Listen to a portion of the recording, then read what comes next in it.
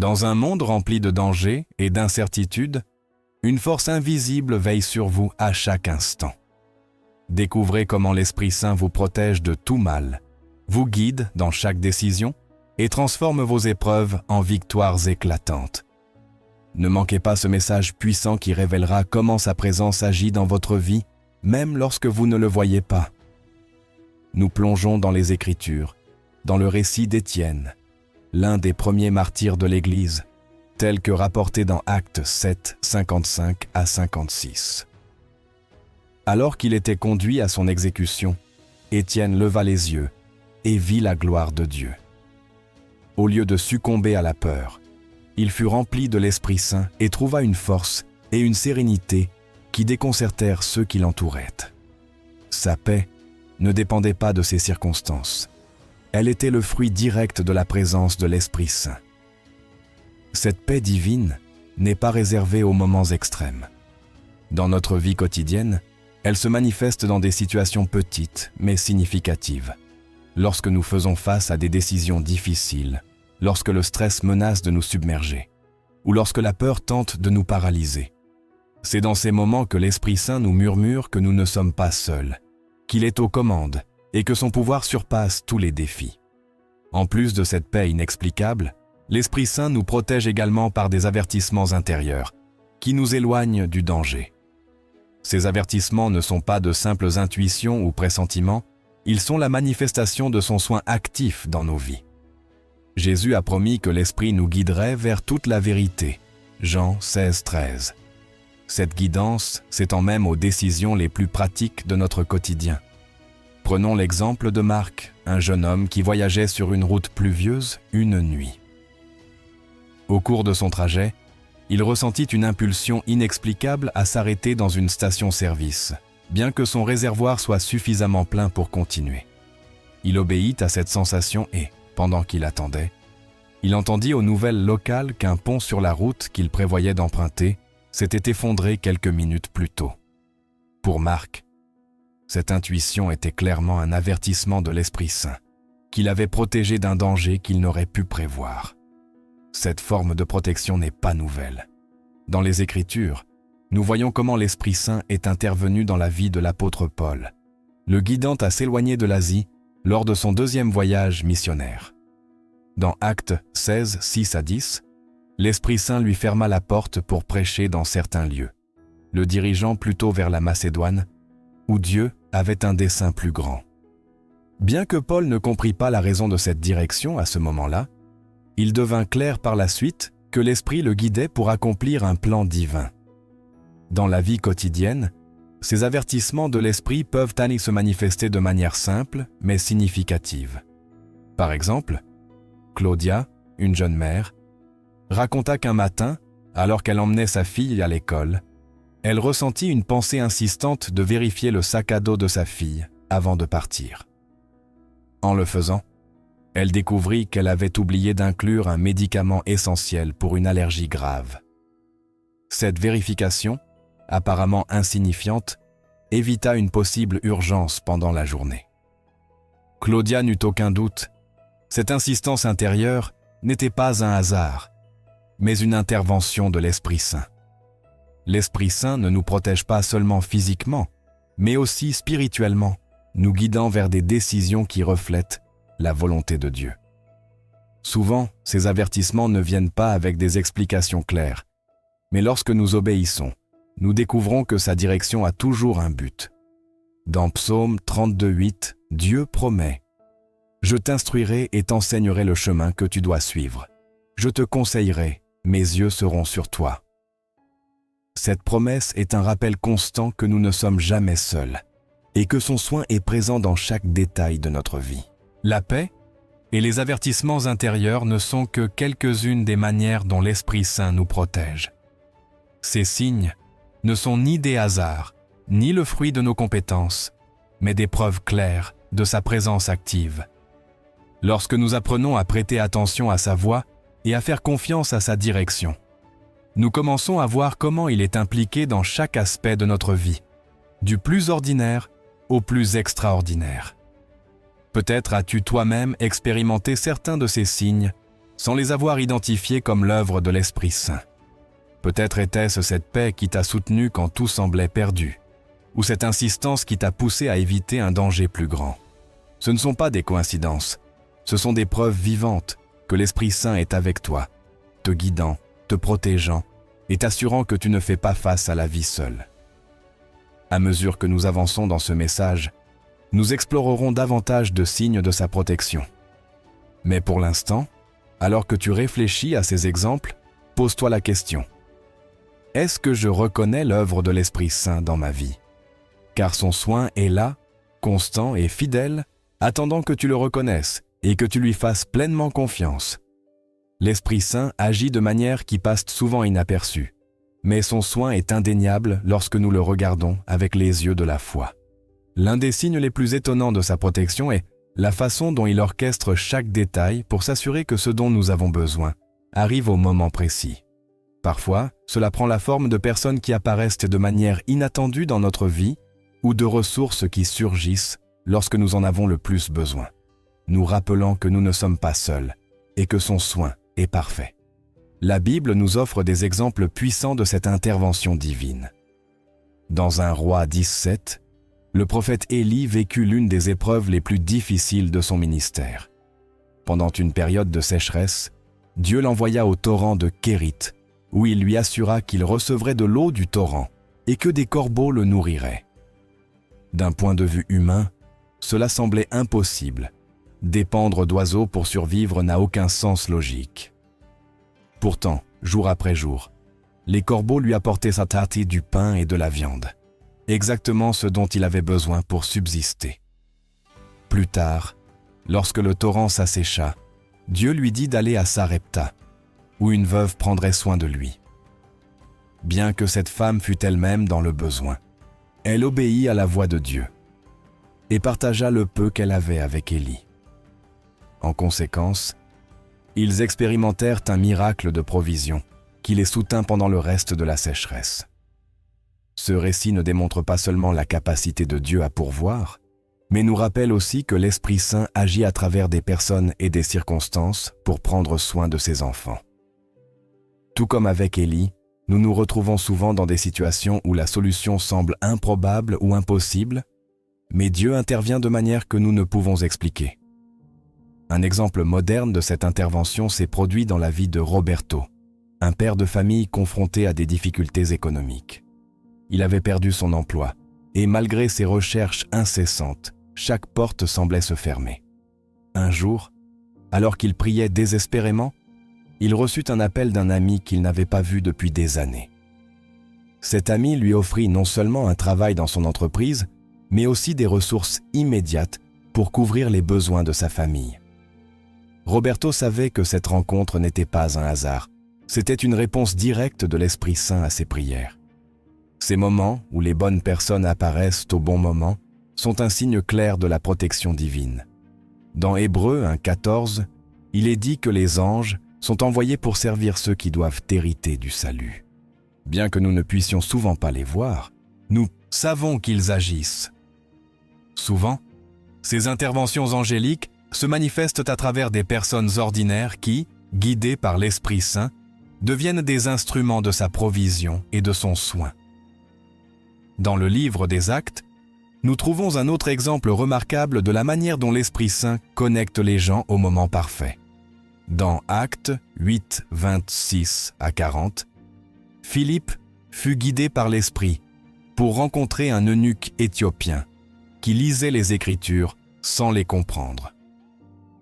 Philippe, obéissant à cette direction divine, s'approcha de l'homme, lui expliqua l'Évangile et le baptisa sur place.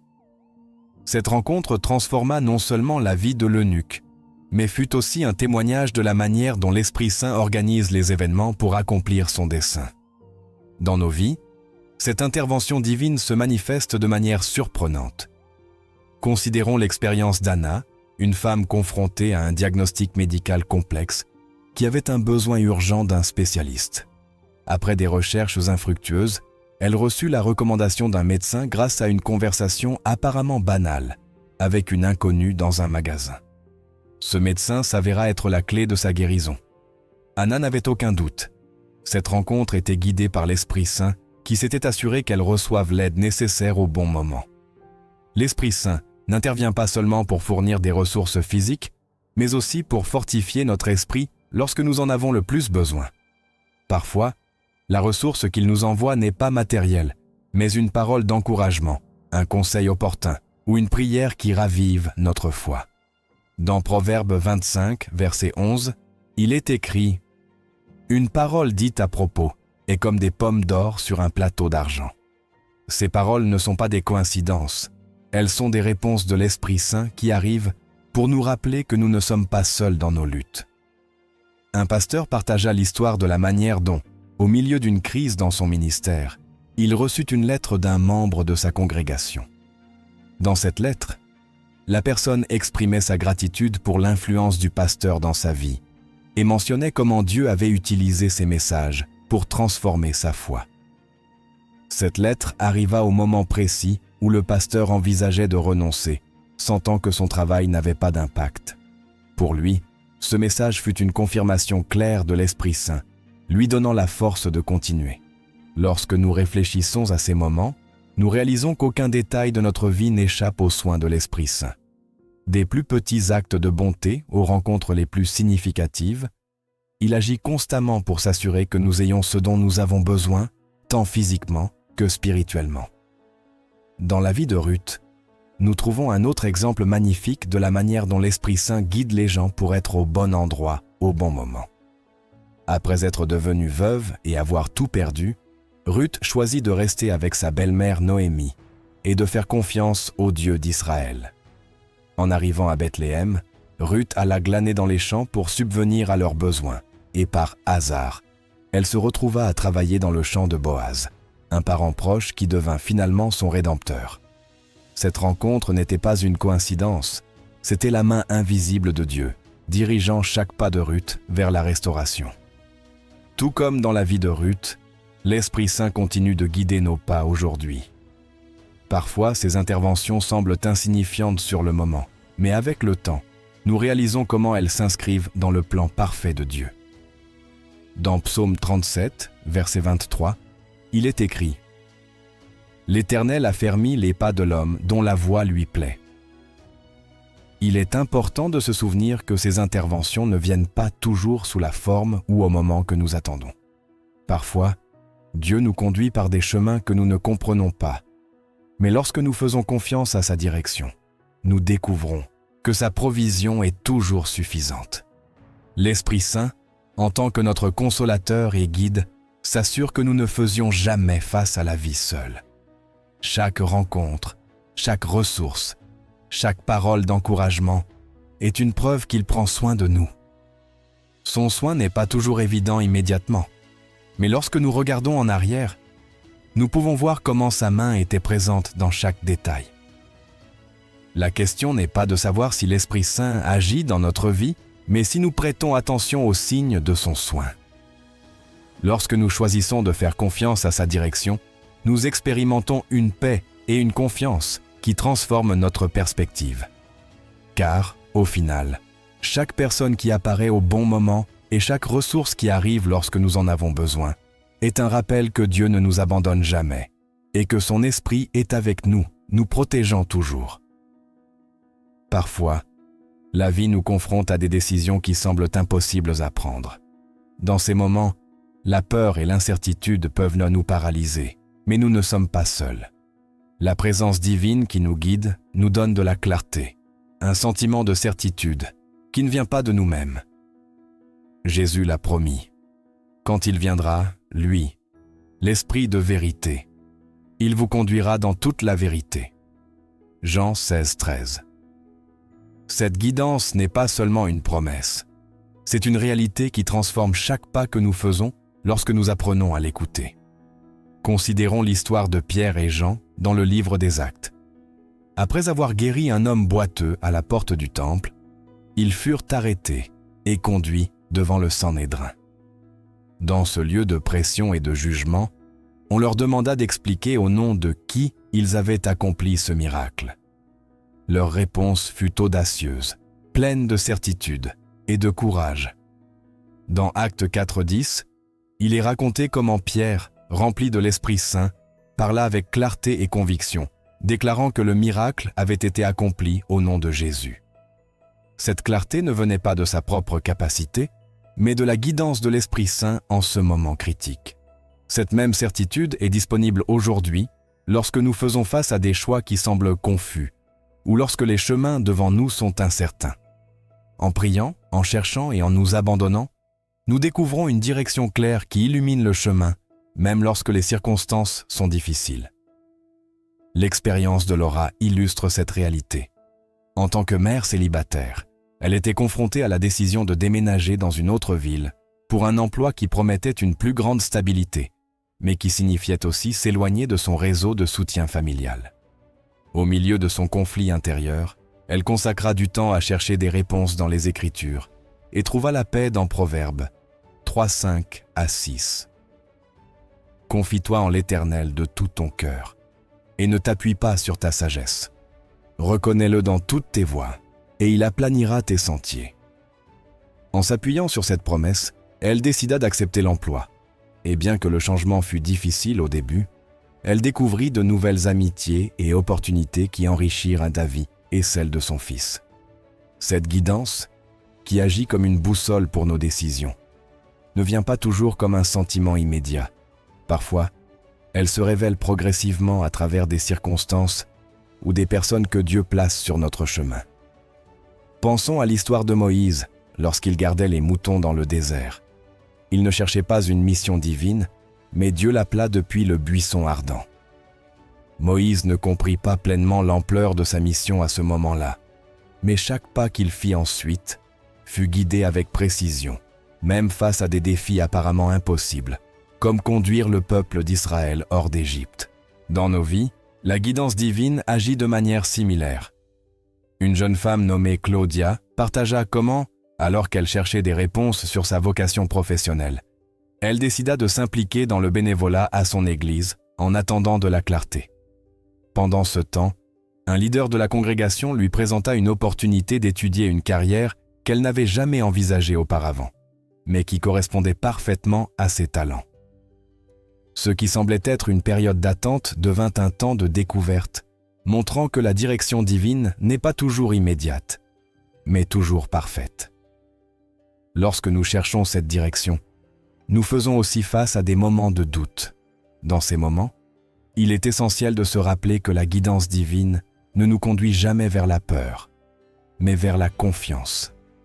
Dans 2 Timothée 1:7, nous lisons « Car ce n'est pas un esprit de timidité que Dieu nous a donné, mais un esprit de force, d'amour et de sagesse. » Ce rappel nous encourage à faire confiance même lorsque nous ne voyons pas tout le tableau. Un exemple de cela se trouve dans la vie de David. En tant que jeune berger, il n'avait aucune idée que son entraînement avec les moutons le préparait à diriger Israël comme roi. Pourtant, dans chaque décision qu'il prit, de l'affrontement avec Goliath à son règne, David chercha la direction divine et agit avec courage.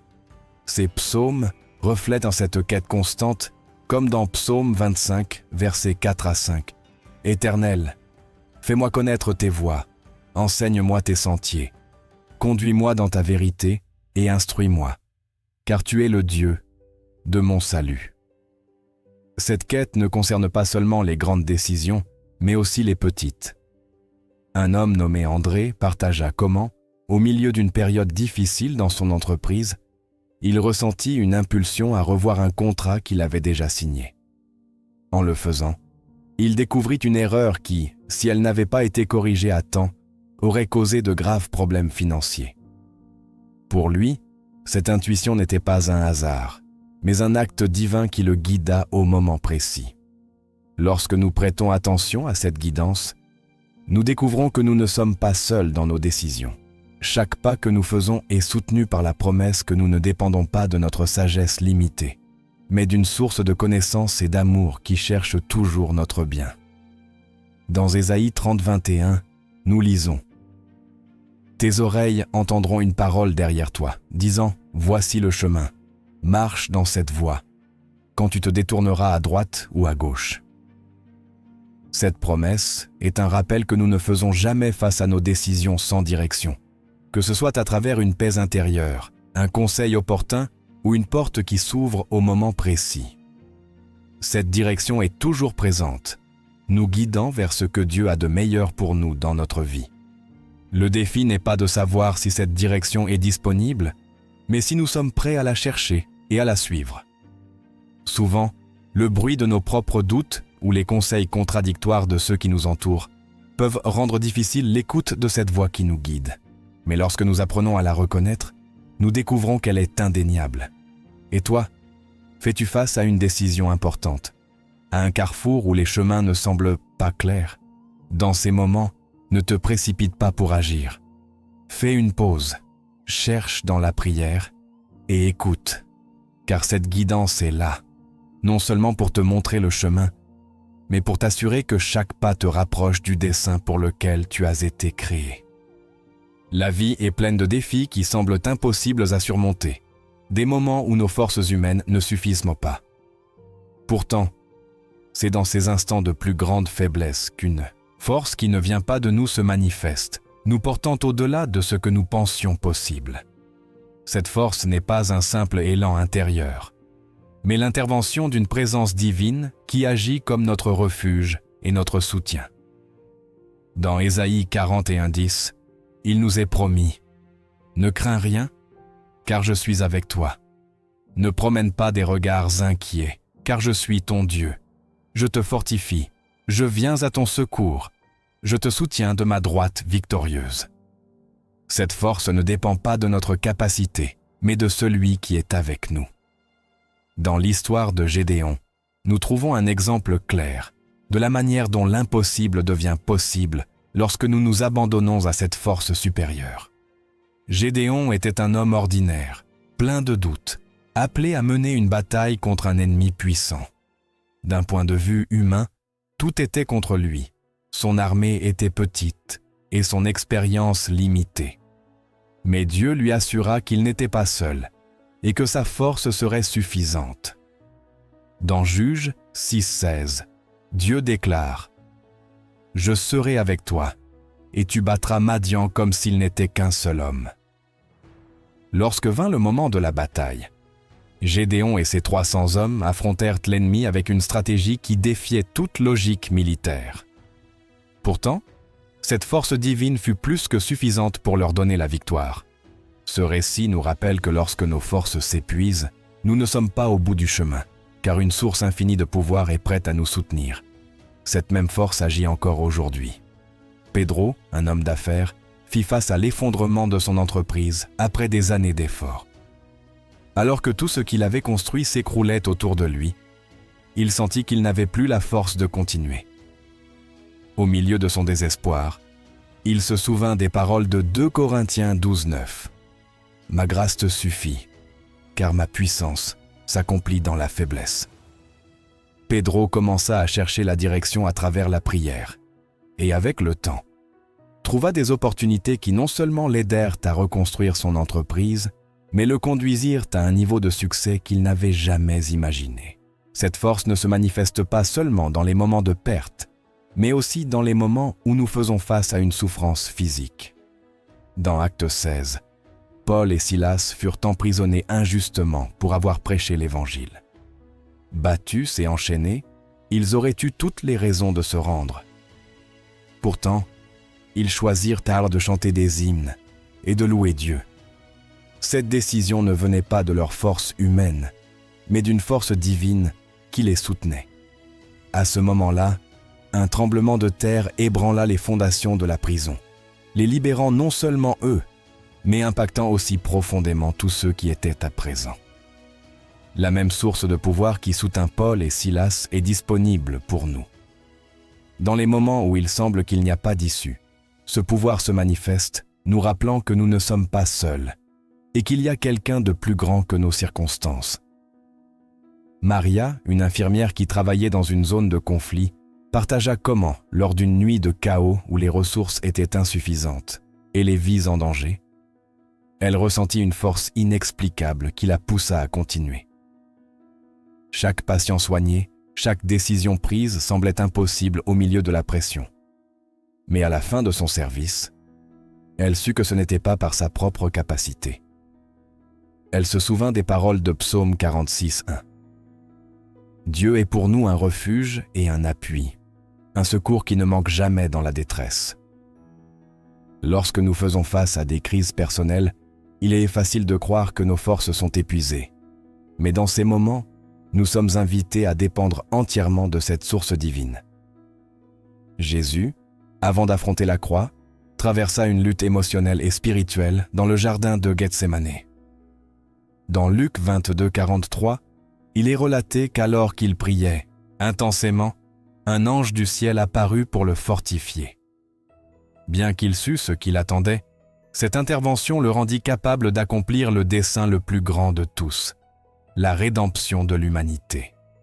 Cette force ne se manifeste pas toujours comme une délivrance immédiate de nos circonstances. Souvent, c'est un soutien qui nous permet de traverser la difficulté en sachant que nous ne sommes pas seuls. Dans 1 Pierre 5:10, il nous est assuré, et après que vous aurez souffert un peu de temps, le Dieu de toute grâce vous rendra parfait, vous affermira, vous fortifiera, vous rendra inébranlable. Carlos, un père confronté à un diagnostic de maladie terminale, trouva cette force lorsqu'il décida de faire pleinement confiance au plan de Dieu. Bien que les médecins ne lui donnassent aucun espoir, il choisit de prier et de chercher du réconfort dans les Écritures. Jour après jour, il ressentit une paix et une force qui le poussèrent à prendre soin de sa famille, avec amour, et à partager sa foi avec ceux qui l'entouraient. Son témoignage toucha tant de vies que, même au milieu de sa maladie, il fut une source d'inspiration pour beaucoup. La force qui provient de cette présence divine ne nous rend pas seulement capables de surmonter ce que nous affrontons, mais devient aussi un témoignage pour ceux qui nous observent. Lorsque les autres voient comment nous avançons au milieu de l'adversité, ils sont attirés par la source de notre pouvoir. Dans Philippiens 4, verset 13, il est déclaré « Je puis tout par celui qui me fortifie ». Ce pouvoir ne dépend pas de ce que nous sommes capables de faire, mais de ce qui nous est donné lorsque nous le demandons. La clé réside dans la reconnaissance de notre besoin et dans le fait de nous tourner vers la source correcte. Dans les moments où nos forces s'épuisent, nous découvrons qu'il y a une promesse vivante et constante qui ne nous abandonne jamais. Cette force est disponible pour toi, peu importe ce que tu affrontes, peu importe l'ampleur du défi ou à quel point tu te sens épuisé. Il y a un pouvoir prêt à te soutenir, à te porter au-delà de tes limites et à te montrer que lorsque tout semble perdu, tu peux non seulement avancer, mais le faire avec une force qui transformera ta vie et celle de ceux qui t'entourent. Dans les moments les plus incertains de notre vie, lorsque les doutes semblent obscurcir tout autour de nous, il y a quelque chose qui peut tout changer. Une parole, un message opportun qui arrive, avec une précision que nous ne pouvons attribuer au hasard. Ce ne sont pas de simples coïncidences, mais un soin intentionnel qui nous rappelle que nous ne sommes pas seuls. Jésus l'a promis, le Consolateur, l'Esprit Saint, que le Père enverra en mon nom, vous enseignera toutes choses et vous rappellera tout ce que je vous ai dit. Jean 14, 26. Cette promesse n'est pas seulement une déclaration pour les moments calmes. C'est une vérité qui se manifeste avec plus de force dans les épreuves.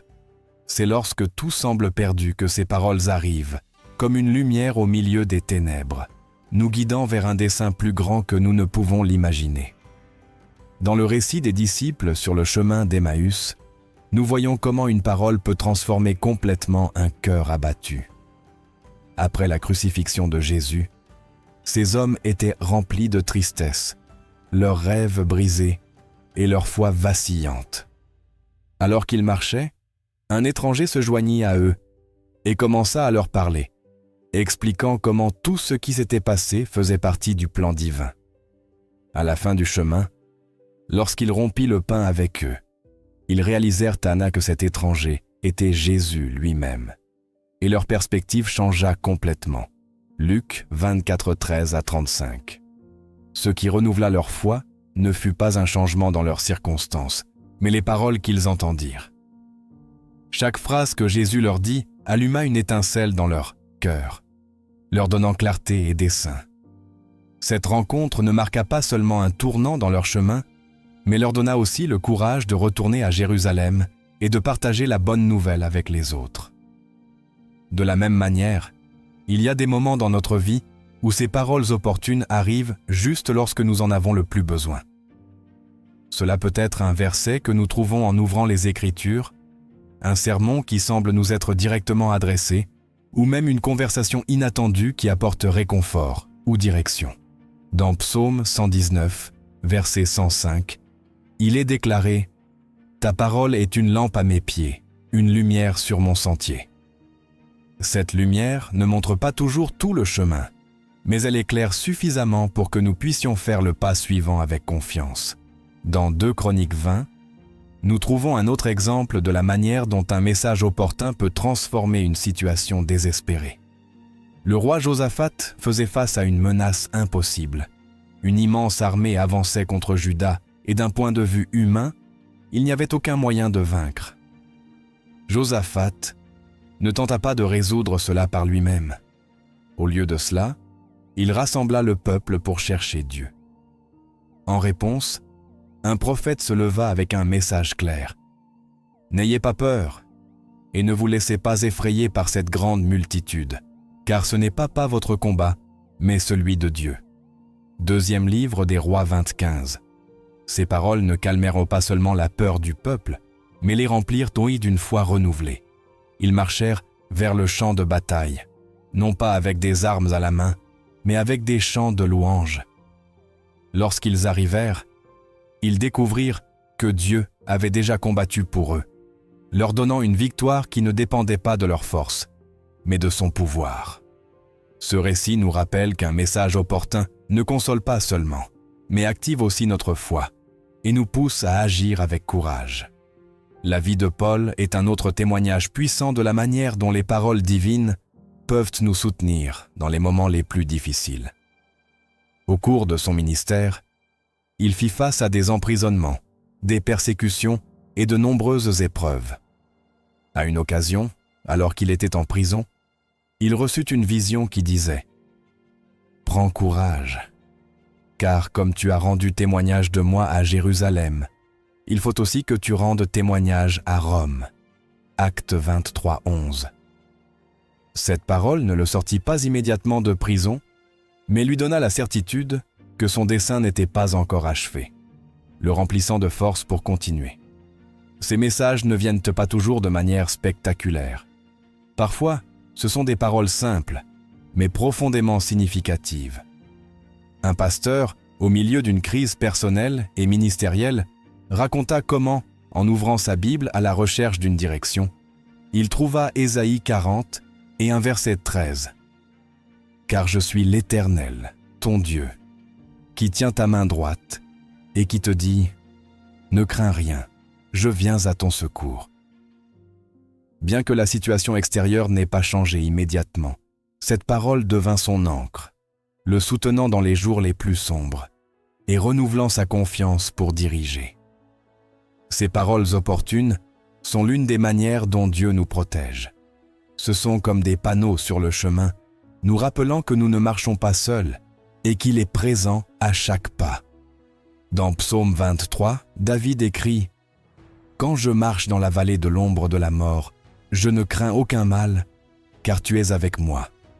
Ton bâton et ta houlette me rassurent. » Ce bâton et cette houlette représentent la direction et le réconfort, montrant que même dans les moments les plus sombres, nous ne sommes jamais hors de portée de son soin. Dans notre vie quotidienne, ces paroles peuvent arriver à travers un sermon, un ami, un moment de prière, ou même une pensée qui semble surgir de nulle part. L'important est de reconnaître qu'il ne s'agit pas de coïncidence, mais d'intervention intentionnée d'un Dieu qui connaît nos besoins mieux que nous-mêmes. Dans Ésaïe 54, nous trouvons une déclaration qui reflète cette vérité. « Le Seigneur, l'Éternel, m'a donné une langue exercée, pour que je sache soutenir par la parole celui qui est abattu. Il éveille chaque matin, il éveille mon oreille. pour que j'écoute comme écoutent des disciples. Ce verset ne décrit pas seulement comment les paroles opportunes arrivent pour nous soutenir, mais aussi comment elles nous rendent capables de soutenir les autres. Lorsque nous apprenons à écouter ces paroles, notre perspective change. Nous ne voyons plus les défis comme des obstacles insurmontables, mais comme des opportunités pour expérimenter le pouvoir et la fidélité de Dieu d'une manière nouvelle. Ces paroles nous fortifient, nous guident et nous rappellent que même lorsque le chemin semble incertain, il y a une lumière toujours présente. As-tu expérimenté cette intervention dans ta vie? Ces moments où un message est arrivé exactement quand tu en avais besoin, te remplissant d'espoir ou te donnant la direction que tu cherchais? Ces moments ne sont pas le fruit du hasard. Ils sont un rappel constant qu'il y a quelqu'un qui veille sur toi, quelqu'un qui connaît chaque détail de ta vie et qui s'engage à prendre soin de toi. Lorsque nous ouvrons notre cœur à ces paroles, nous découvrons qu'elles ne nous transforment pas seulement, mais nous rendent aussi capables d'être des porteurs d'espoir pour les autres. Car, de même que nous avons reçu des messages opportuns dans nos moments de besoin, nous sommes aussi appelés à être des instruments de ce même soin divin dans la vie de ceux qui nous entourent. Et c'est la beauté de ces paroles. Elles ne nous guettent pas seulement. Elles nous connectent aussi à un dessein plus grand, nous rappelant que nous faisons partie d'un plan qui transcende nos circonstances. La protection divine n'est pas toujours visible, mais il y a des moments où elle devient si évidente que nous ne pouvons la nier. C'est dans ces instants où le danger nous entoure et où il semble qu'il n'y a pas d'issue qu'un événement inexplicable se produit. Une intervention précise nous délivre de ce qui aurait pu être une tragédie. Ces manifestations ne sont pas des hasards, elles sont l'accomplissement de la promesse d'un Dieu qui veille sur nous. Dans Psaume 91, verset 11, il nous est assuré « Car il ordonnera à ses anges de te garder dans toutes tes voies. » Dans l'Exode du peuple d'Israël, nous voyons l'une des démonstrations les plus claires de cette protection visible. Lorsque les Israélites arrivèrent à la mer Rouge, ils n'avaient aucune échappatoire. Devant eux se trouvait l'eau. Derrière eux, l'armée égyptienne avançait avec force. D'un point de vue humain, leur situation était désespérée. Mais alors, quelque chose se produisit. Dieu divisa la mer, créant un chemin sec pour que son peuple puisse passer. Cette intervention sauva non seulement leur vie, mais démontra aussi que son pouvoir est plus grand que toute circonstance. Cette protection ne se limite pas aux grandes histoires de la Bible. Elle se manifeste aussi dans notre vie quotidienne, même si nous ne le remarquons pas toujours immédiatement. Il y a des moments où, en regardant en arrière, nous pouvons voir clairement comment nous avons été délivrés de situations qui auraient pu se terminer très différemment. Ce n'est pas une coïncidence, mais la main de Dieu agissant en notre faveur. Dans le livre de Daniel, nous trouvons une autre histoire de protection visible qui révèle comment Dieu agit pour prendre soin de ses enfants. Lorsque Shadrach, Meshach et Abed-Négo refusèrent d'adorer la statue du roi Nabuchodonosor, ils furent jetés dans une fournaise ardente.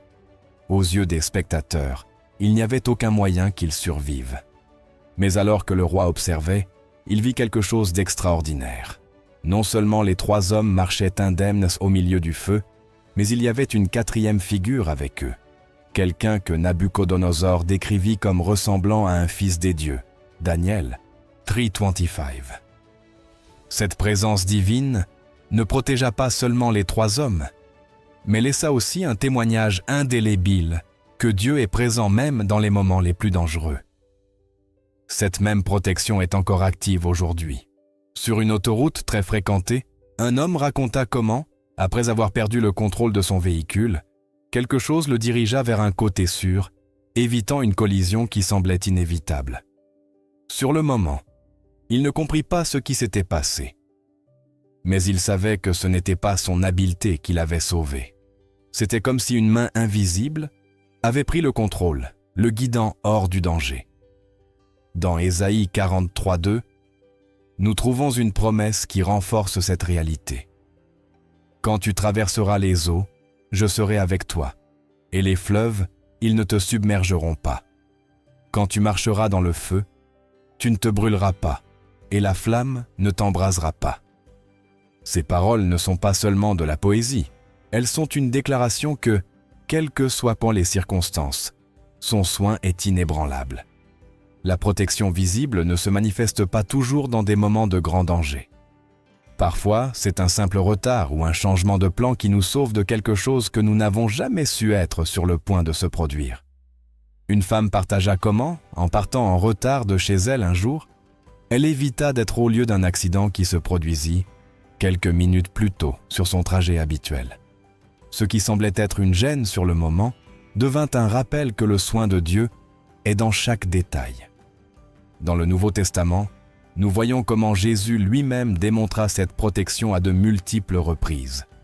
Lors d'une tempête en mer, les disciples étaient terrifiés, convaincus que leur bateau allait sombrer. Mais Jésus, avec un calme surnaturel, se leva et réprimanda le vent et la mer, disant « Silence, tais-toi ». Aussitôt, tout devint parfaitement calme. Marc 4,39. Cet acte ne montra pas seulement son pouvoir, mais aussi son engagement à prendre soin de ceux qui lui font confiance. Cette même protection s'étend à chacun de nous, même si les tempêtes que nous affrontons sont différentes. Certains ont compris que la sainteté n'est pas seulement éviter le péché, mais vivre dans une proximité si intense avec Dieu que l'ennemi n'a pas de place pour les attaquer. Ce sont ces chrétiens qui représentent une menace réelle pour le royaume des ténèbres. Depuis les temps bibliques, les hommes et les femmes qui ont vécu dans la sainteté ont été persécutés, non pas parce qu'ils étaient religieux, mais parce que leur vie était une affront au système du monde. Daniel fut jeté dans la fosse aux lions, non pas pour avoir commis un crime, mais parce que sa pureté le rendait incorruptible. Satan ne craint pas les chrétiens qui vont à l'église et suivent le moule de la religiosité, mais il tremble devant ceux qui ont décidé que leur vie serait un reflet du caractère de Dieu. L'histoire de Joseph nous rappelle que la sainteté n'est pas seulement résister à la tentation, mais aussi fuir le péché. Lorsque la femme de Potiphar tenta de le séduire, il ne resta pas à débattre si c'était juste ou non. Il s'enfuit. Il savait que l'ennemi n'a pas besoin de beaucoup pour ruiner un destin, une simple concession, une justification, un moment de faiblesse. Mais Joseph comprit une chose essentielle. La sainteté n'est pas un fardeau, c'est un bouclier. Son intégrité le conduisit de l'esclavage au pouvoir, démontrant que Dieu honore ceux qui se consacrent à lui. Aujourd'hui, beaucoup ont minimisé l'importance de vivre dans la sainteté, pensant que la grâce de Dieu est une excuse pour vivre à moitié. Mais la Bible enseigne le contraire. Dans 2 Corinthiens 7:1, nous sommes exhortés à nous purifier de toute souillure de la chair et de l'esprit, perfectionnant la sainteté dans la crainte de Dieu. Ce n'est pas une suggestion, c'est un appel. Satan travaille sans relâche pour faire tomber les enfants de Dieu dans l'impureté, car il sait qu'un chrétien qui compromet sa sainteté perd son autorité spirituelle. Un croyant qui cède au péché devient vulnérable, perd sa sensibilité à la voix de Dieu et ouvre des portes à l'ennemi. Mais lorsqu'une personne décide de vivre dans la sainteté, elle devient une forteresse impénétrable, un territoire où Satan n'a aucun droit légal d'opérer. L'ennemi a utilisé la culture pour normaliser le péché, infiltrant des idéologies qui présentent l'impureté comme une liberté. Cependant, ce que le monde appelle liberté, Dieu l'appelle esclavage. Jésus a dit dans Jean 8:34, « Quiconque commet le péché est esclave du péché. » La véritable liberté n'est pas de faire ce que nous voulons, mais de vivre dans l'obéissance à Dieu. Lorsqu'un croyant reste ferme dans la sainteté, il devient une lumière qui expose les ténèbres. C'est pourquoi les chrétiens qui choisissent de se détourner du péché rencontrent toujours de la résistance, non pas parce que Dieu n'est pas avec eux, mais parce que l'ennemi sait que s'ils restent fermes, ils deviendront une menace imparable. Les démons ne craignent pas ceux qui chantent des louanges le dimanche, mais vivent dans le péché le reste de la semaine. Ils craignent ceux qui ont décidé d'être saints en secret, quand personne ne les voit. Ils craignent ceux qui n'ont pas besoin de l'approbation des autres pour marcher dans l'intégrité. Jésus fut l'exemple suprême de cela. Sa vie était si pure que les démons le reconnaissaient avant même qu'il ne parle. Dans Marc 1,24, un esprit impur s'écria « Je sais qui tu es, le Saint de Dieu ». La sainteté de Jésus ne le protégeait pas seulement, elle lui donnait une autorité sur le royaume des ténèbres. Ce principe est toujours valable aujourd'hui. Plus nous vivons séparés du péché, plus grande est notre autorité dans le monde spirituel. Le problème est que beaucoup de chrétiens ont été trompés par l'idée que la sainteté est un fardeau. Ils croient que se détourner du péché signifie vivre une vie ennuyeuse, sans rien apprécier. Mais la vérité est que la sainteté n'est pas s'abstenir de plaisir. C'est vivre dans une plénitude que le monde ne pourra jamais offrir. David l'a compris lorsqu'il écrivit dans Psaume 16, verset 11. « Tu me fais connaître le sentier de la vie. Il y a d'abondantes joies devant ta face, des délices éternelles à ta droite. » Lorsque quelqu'un expérimente la joie de la présence de Dieu, il réalise que rien dans le monde ne peut se comparer. C'est pourquoi les chrétiens saints n'ont pas besoin de forcer leur foi, car leur amour pour Dieu est si profond que le péché perd son attrait. À travers l'histoire, les réveils spirituels ont commencé avec des chrétiens qui ont décidé de revenir à la sainteté. Ce n'étaient pas les stratégies ni les programmes d'église, mais la décision d'un groupe de personnes de purifier leur vie et de chercher Dieu sans réserve. Dans le livre des Actes, l'Église primitive vivait dans une sainteté si radicale que la présence de Dieu était palpable. Ananias et Saphira tombèrent un temps mort pour avoir tenté de tromper l'Esprit Saint, démontrant que dans un environnement de pureté, il n'y a pas de place pour l'hypocrisie. Ce niveau de sainteté attira le pouvoir de Dieu et terrifia l'ennemi. Ce n'est pas un hasard qu'aujourd'hui il y ait tant d'opposition contre la sainteté. Satan sait que tant que les chrétiens vivent dans la médiocrité, le royaume de Dieu n'avancera pas avec puissance. Mais lorsqu'un croyant décide de se consacrer complètement, il devient un canal pour le surnaturel. C'est pourquoi la lutte pour la sainteté n'est pas seulement une bataille personnelle, c'est un champ de guerre spirituel. Chaque fois que tu dis non à une tentation, tu déclares que ta vie appartient à Dieu et non à l'ennemi. Chaque fois que tu choisis d'obéir à Dieu, au lieu de satisfaire la chair, tu avances dans le territoire ennemi. Dans Romains 12:2, nous sommes exhortés à ne pas nous conformer au monde présent, mais à être transformés par le renouvellement de notre intelligence. C'est la clé pour vivre dans la sainteté. Il ne s'agit pas seulement d'éviter le péché, mais d'être transformé de l'intérieur vers l'extérieur.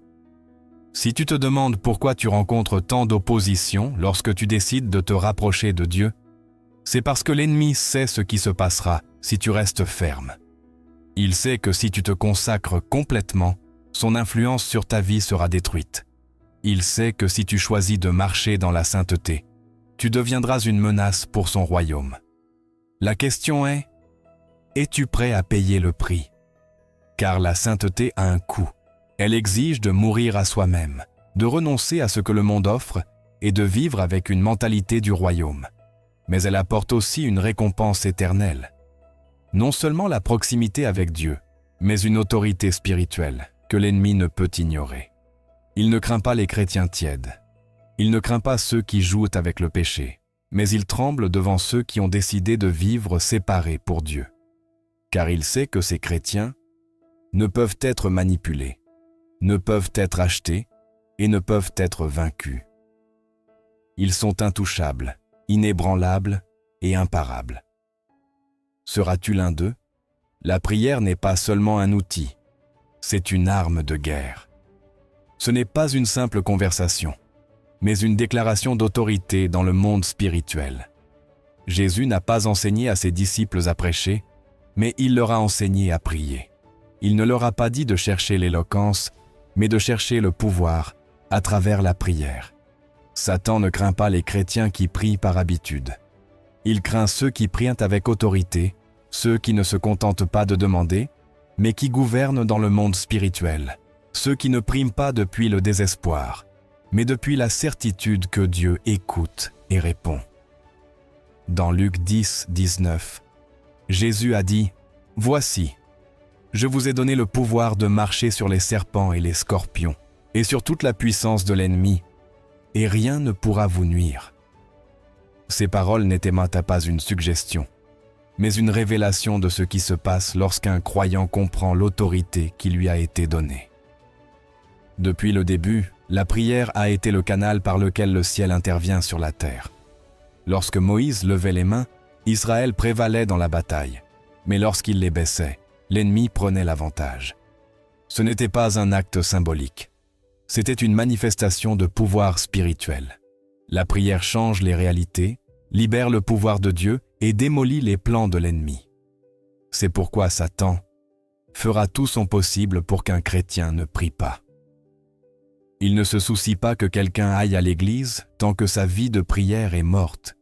Il ne s'inquiète pas que quelqu'un connaisse les Écritures s'il ne les utilise jamais dans la prière. Il ne craint pas ceux qui disent avoir la foi, mais ne l'exercent pas dans le monde spirituel. La raison pour laquelle beaucoup de chrétiens vivent dans la défaite n'est pas que Dieu n'est pas avec eux, mais qu'ils ont sous-estimé le pouvoir de la prière. L'ennemi a travaillé pour affaiblir la prière du peuple de Dieu, la transformant en un acte mécanique, une répétition sans foi, un recours de dernière minute. Mais la Bible montre quelque chose de complètement différent. Jésus priait avec une telle intensité que sa sueur devenait comme des gouttes de sang, non pas parce qu'il avait peur, mais parce qu'il savait que chaque parole prononcée dans la prière établissait le dessein de Dieu sur la terre. À Gethsémanée, la lutte ne se faisait pas avec des épées ou des soldats, mais dans la prière. Là, avant la croix, la victoire était déjà assurée. Satan sait qu'un chrétien qui prie avec pouvoir n'est pas facile à manipuler, à tromper ou à vaincre. Lorsqu'Élie pria pour qu'il ne pleuve pas, le ciel se ferma.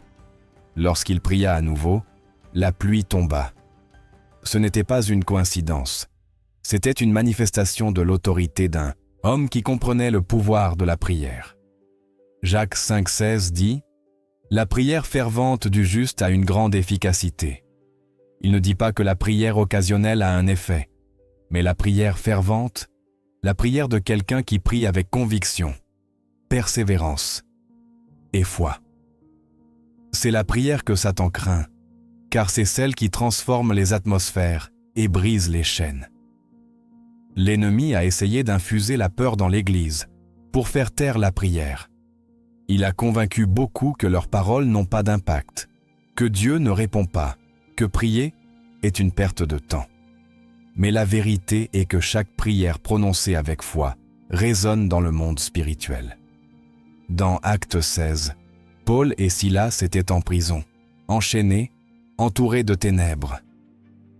Ils n'avaient ni ressources, ni alliés, ni issue visible. Mais ils avaient la prière. Et lorsqu'ils commencèrent à prier et à louer, les fondations de la prison tremblèrent et les portes s'ouvrirent. Pas par hasard, mais parce que la prière a le pouvoir de changer n'importe quelle circonstance. Satan craint les chrétiens qui comprennent que la prière n'est pas un acte défensif, mais offensif. Ce n'est pas seulement un refuge, c'est une attaque directe contre son royaume. Lorsqu'un croyant se lève dans la prière, il démantèle les plans de l'ennemi avant qu'ils ne s'exécutent. Il protège sa famille, établit la volonté de Dieu et contrecarre les conspirations des ténèbres. Dans Éphésiens 6, 18, il est ordonné « Priez en tout temps par toutes sortes de prières et de supplications dans l'esprit. » Il ne dit pas que la prière doit être occasionnelle, ni qu'elle doit dépendre des émotions. C'est un commandement, car Dieu sait qu'un peuple qui prie est un peuple invincible. Dans la Bible, la prière n'a jamais été un acte secondaire. Daniel priait 3 fois par jour, même lorsque sa vie était en danger. Il n'a pas cessé de prier lorsque le décret fut promulgué que personne ne devait invoquer un autre Dieu que le roi. Il n'a pas modifié sa relation avec Dieu par peur des conséquences, et c'est précisément sa prière qui l'a conduit dans la fosse aux lions, mais aussi sa prière qui a fermé la gueule des lions. Satan cherche à intimider ceux qui prient, car il sait qu'une fois qu'ils expérimentent le pouvoir de la prière, ils ne seront plus jamais les mêmes. Jésus enseigna que la prière doit être persistante. Dans la parabole du juge inique, il montra que la veuve obtint justice, non pas parce que le juge était bon, mais parce qu'elle insista. Luc 18,7 dit « Et Dieu ne ferait-il pas justice à ses élus qui crient à lui jour et nuit, et tarderait-il à leur égard ?» Ce n'est pas que Dieu ne veut pas répondre. Il cherche des croyants qui ne se rendent pas, qui comprennent que la prière est une bataille, et que, comme toute bataille, elle exige de la persévérance. Satan essaie de faire abandonner la prière aux croyants, de les fatiguer avant qu'ils ne reçoivent la réponse, car il sait que la réponse est assurée pour ceux qui ne renoncent pas. La prière ne change pas seulement les circonstances, elle change les cœurs. Jésus a dit dans Matthieu 26, 41, « Veillez et priez, afin que vous ne tombiez pas dans la tentation. » La prière est un bouclier contre les attaques de l'ennemi. Elle fortifie l'esprit, aiguise le discernement et maintient l'esprit aligné avec la volonté de Dieu. Un croyant qui prie n'est pas facilement trompé, ne se laisse pas emporter par les émotions, ne prend pas de décisions impulsives et ne se laisse pas entraîner par le courant du monde. Il est ferme, car sa vie est enracinée en Dieu. Satan craint la prière, car il sait qu'elle active l'intervention de Dieu sur la terre. Il sait que lorsque quelqu'un crie, le ciel répond. Il sait que lorsqu'un chrétien s'agenouille, les plans de l'enfer commencent à s'effondrer. C'est pourquoi il cherche à distraire, à fatiguer, à démotiver. Mais ceux qui ont compris que la prière est la clé de la victoire ne se rendent pas. Ils ne prient pas seulement lorsqu'ils ont un problème. Ils prient parce qu'ils savent que leur communion avec Dieu est leur plus grand trésor. Un chrétien qui prie avec autorité n'est pas quelqu'un qui répète des paroles vides. C'est quelqu'un qui connaît son identité, qui sait à qui il parle, qui comprend que sa prière a du poids dans le monde spirituel. Il ne prie pas depuis le doute, mais depuis la conviction. Il ne prie pas depuis la peur, mais depuis la certitude. Et c'est pourquoi l'ennemi le craint. Car il sait qu'un croyant qui prie avec pouvoir ne protège pas seulement sa vie, mais impacte tout autour de lui. La prière n'est pas une option, c'est un commandement. Ce n'est pas un recours d'urgence, c'est la base d'une vie victorieuse. Ce n'est pas seulement une pratique spirituelle, c'est une arme de guerre. Et ceux qui l'ont compris ne peuvent être arrêtés, car lorsqu'ils s'agenouillent, les cieux s'ouvrent. Lorsqu'ils crient, Dieu se meut. Et lorsqu'ils prient, Satan fuit. L'ignorance est l'arme la plus dangereuse que l'ennemi a utilisée contre le peuple de Dieu. Il n'a pas besoin d'attaquer avec violence lorsqu'il peut vaincre avec des mensonges. Il n'a pas besoin d'opprimer avec des chaînes lorsqu'il peut enchaîner avec des tromperies. Depuis le début, sa stratégie n'a pas changé. Dans le jardin d'Éden, il n'a pas essayé de détruire Ève par la force, mais par le doute. Il ne l'a pas attaquée avec la terreur, mais avec des paroles tordues. Dieu a-t-il réellement dit ? Il ne lui a pas interdit d'obéir, il l'a simplement amené à questionner. Et depuis lors, chaque bataille s'est livrée sur le terrain de la connaissance. Un chrétien qui ne connaît pas la parole est vulnérable. Un chrétien qui ne l'utilise pas comme une arme est sans défense. Satan ne craint pas ceux qui tiennent une Bible à la main. Il craint ceux qui l'ont dans le cœur, ceux qui la vivent, l'obéissent et la proclament avec autorité. Jésus affronta l'ennemi avec l'écriture dans le désert. Après 40 jours de jeûne, Satan ne lui offrit pas la violence, mais la distorsion. Il lui présenta la parole adultérée, espérant que le Fils de Dieu tomberait dans le piège qu'Ève n'avait pas su discerner. Mais Jésus ne débattit pas, ne se justifia pas, n'argumenta pas avec une logique humaine. Il répondit avec la vérité absolue. Il est écrit. Chaque tentative de l'ennemi fut désamorcée avec la même arme qu'il essayait d'utiliser pour tromper. La différence ne résidait pas dans la connaissance, mais dans la fidélité. Satan connaissait l'Écriture, mais Jésus l'incarnait. Ce n'était pas seulement une information dans son esprit, c'était le fondement de son existence. Et c'est la différence entre un croyant ordinaire et celui que l'ennemi craint vraiment. un chrétien sans connaissance de la parole est comme un soldat sans épée. Il peut avoir une armure, il peut avoir de la force, mais au moment de l'attaque, il n'aura rien pour contre-attaquer. Dans Éphésiens 6, 17, nous sommes appelés à prendre l'épée de l'Esprit, qui est la parole de Dieu.